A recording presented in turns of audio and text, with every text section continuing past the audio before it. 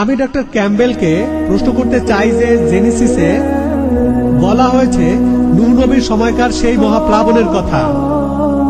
এখানে বলা আছে যে বন্যার পানি পুরো পৃথিবীকে ঢেকে ফেলেছিল, যাবতীয় সৃষ্টি আর সব পাহাড় পর্বতই পানিতে ডুবে গিয়েছিল। আরো আছে যে পৃথিবীর সবচেয়ে উঁচু পাহাড়ও ডুবে গিয়েছিল, আর সেটা ছিল 15 কিউবিট। আরবিতে সেটা হলো 15 ফিট, অর্থাৎ কদম। কিন্তু বিজ্ঞান আমাদের বলে যে পৃথিবীর সবচেয়ে উঁচু পাহাড়টা 15 ফুট নয়, পাহাড় আসলে তার চেয়ে অনেক উঁচু। তাহলে জেনেসিসে একথা কেন বলা হয়েছে বন্যার পানিতে সব ডুবে গিয়েছিল, সব পাহাড় ডুবে গিয়েছিল, আর সবচেয়ে উঁচুটা 15 ফিট?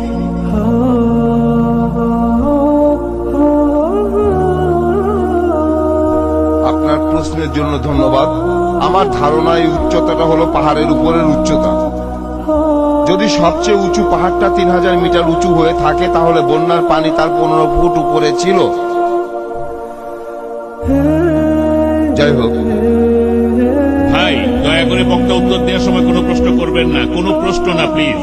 আপনার প্রশ্নটা করে থেমে যান, তারপর বক্তাকে ওনার মতো করে প্রশ্নের উত্তর দিতে দিন। ধন্যবাদ। আর আমি দেখতে পাচ্ছি যে পবিত্র কোরআনে ওই কথাটা বলা আছে, আর সেখানে ওইভাবে বুঝে নিতে হবে। সূরা হুদের 42 নম্বর আয়াত, পর্বত প্রমাণ তরঙ্গের মধ্যে সেই নৌকাটি তাহাদেরকে লইয়া বহিয়া চলিল। আর তারপর আরো আছে, তারপর এক জায়গায় নবীদের একটা তালিকা দেয়া আছে। নূহের আগে কোনো নবী আসেনি, আর তাই আমি জানি আদমও নবী হতে পারেন, কিন্তু আমি নূহের নামও তালিকায় পেয়েছি। আর আমার ধারণা কোরআনে একই কথা বলা আছে যে পুরো পৃথিবী ডুবে গিয়েছিল।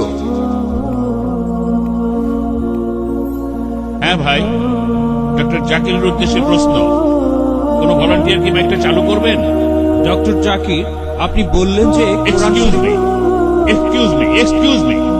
দ্বিতীয় প্রশ্নটা করা হবে আমার ডান পাশের মাইক থেকে, ডক্টর জাকিরের উদ্দেশ্যে।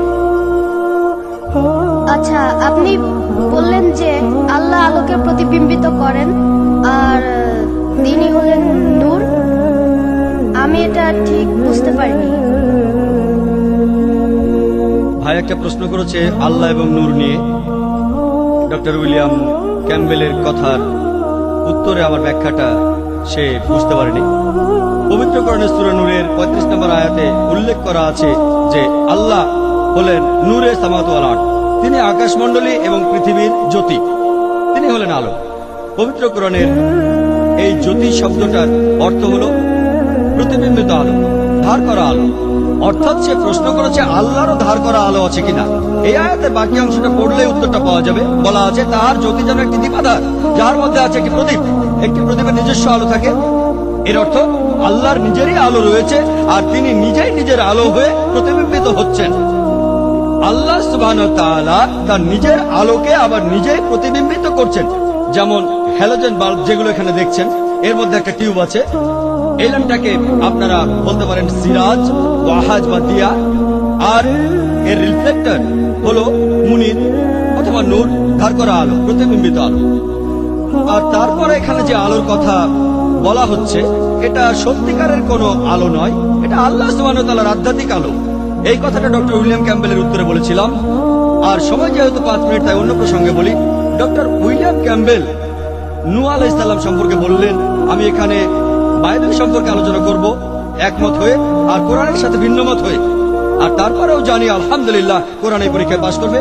আর আমি যদি ডক্টর উইলিয়াম ক্যাম্বেলের কথা মেনে নিই, ধরেন মেনেই নিলাম উনি ঠিক যে বন্যার পানি ছিল পাহাড়ের 15 ফুট উপরে, কিন্তু বুক অব জেনেসিস বলছে 7 নম্বর অধ্যায়ের 1920 অনুচ্ছেদে আছে যে পুরো পৃথিবী বন্যার পানিতে ডুবে গিয়েছিল। আর এরপরে আমরা প্রত্নতাত্ত্বিক নিদর্শনগুলো থেকে জানতে পারি নূহ আলাইহিস সালামের সময়কালটা বিজ্ঞানীরা হিসাব করে বের করেছেন। এই সময়টা খ্রিস্টপূর্ব 22 শতক থেকে 21 শতক পর্যন্ত। আজকে আমরা প্রত্নতাত্ত্বিক নিদর্শন থেকে জানতে পারি যে ব্যাবিলনের রাজবংশের 3য় রাজা আর মিশরের রাজবংশের 11 রাজা 22 শতক আর 21 শতকে রাজত্ব করেছে, আর সেখানে কোনো রকম বন্যা হয়নি, পরবর্তীতে কোনো মহাপ্লাবন হয়নি। আজকের প্রত্নতাত্ত্বিক নিদর্শন আমাদের বলে এটা অসম্ভব যে খ্রিস্টপূর্ব 22 শতক থেকে 21 শতকে মহাপ্লাবনে পুরো পৃথিবী ডুবে গিয়েছিল। কোরআন এখানে কি বলছে? 1 নম্বর পয়েন্ট, কোরআনে কোনো সময়ের উল্লেখ নেই। এটা কি খ্রিস্টপূর্ব 21 শতক নাকি 50 শতক এমন উল্লেখ নেই। 2 নম্বর পয়েন্ট, কোরআনে কোথাও বলা নেই যে পৃথিবী পানিতে ডুবে গিয়েছিল। এখানে বলা হয়েছে নূহ আলাইহিস সালাম, তার কওমের কথা আর তার গোত্রের কথা। হতে পারে অল্প কিছু লোক অথবা অনেকগুলো লোক। প্রত্নতাত্ত্বিক নিদর্শন আমাদের বলে, আর প্রত্নতাত্ত্বিকরা বলেন যে তাদের আপত্তি নেই। এটা হতে পারে যে পৃথিবীর কিছু অংশ পানিতে ডুবে গিয়েছিল, কিন্তু পুরো পৃথিবী এটা অসম্ভব। তাই আলহামদুলিল্লাহ কোরআনের কথার সাথে প্রত্নতাত্ত্বিক নিদর্শনের যথেষ্ট মিল রয়েছে, কিন্তু বাইবেলের সাথে নেই। এছাড়াও বাইবেলে আছে জেনেসিসের 6 নম্বর অধ্যায় 15 ও 16 অনুচ্ছেদে। এখানে সৃষ্টিকর্তা নূহ আলাইহিস সালামকে বলছেন, তুমি একটা নৌকা বানাও। নৌকার মাপটা দেওয়া আছে 300 কিউবিট লম্বা, 50 কিউবিট চওড়া আর 30 কিউবিট উঁচু। 1 কিউবিট মানে 1.5 ফিট। ভাই এটা ভুল বলেছিলেন, এটা হলো 1.5 ফিট। আর নতুন ইন্টারন্যাশনাল ভার্সনে আছে 450 ফিট লম্বা আর 75 ফিট চওড়া আর আনুমানিক 45 ফিট উঁচু। উচ্চতা হলো 30 কিউবিট। আমি এই নৌকাটা ঘনত্ব হিসেব করে বের করেছি। এই ঘনত্বটা প্রায় 15 লক্ষ কিউবিক ফিট আর আয়তন হলো 33,750 স্কয়ার ফিট। আর বাইবেল বলছে নৌকায় 3টি তলা ছিল, প্রথম তলা, দ্বিতীয় তলা, তৃতীয় তলা। তাহলে 3 দিয়ে গুণ করলে আপনারা পাবেন 1,01,250 স্কয়ার ফিট। এই হলো আয়তন। চিন্তা করেন, পৃথিবীর প্রত্যেকটা প্রাণীর এক জোড়া করে সেই নৌকায় উঠেছিল। 1,01,250 স্কয়ার ফিট। চিন্তা করেন, এটা কি সম্ভব? পৃথিবীতে লক্ষ লক্ষ প্রাণী আছে। আমি যদি বলি এই অডিটোরিয়ামে আজকে 10 লক্ষ মানুষ আছে, বিশ্বাস করবেন? আমার মনে আছে গত বছরের কথা, কেরালাতে একটা লেকচার দিয়েছিলাম, 10 লক্ষ লোক এসেছিল। সেটাই ছিল আমার সবচেয়ে বড় সমাবেশ। আলহামদুলিল্লাহ, আল্লাহ সবকিছু করেন। 10 লক্ষ মানুষ। আমি মানুষজনের শেষটা দেখি নাই। সেটা কোনো অডিটোরিয়ামে হয়নি, হয়েছিল একটা বড় বিচে। সবাইকে দেখতে পাচ্ছিলাম না, শুধু সামনের কয়েকজনকে দেখছিলাম। যেখানে ছিল 10 লক্ষ মানুষ।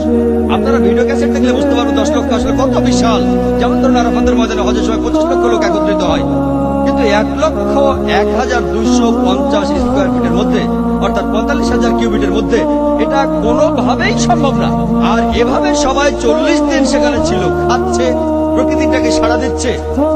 আমি যদি বলি এখানে 10 লক্ষ মানুষ আছে, বিশ্বাস করবেন? তাই নিরপেক্ষভাবে এটা বলতে গেলে বাইবেলের মধ্যে বেশ কিছু বৈজ্ঞানিক ভুল আছে।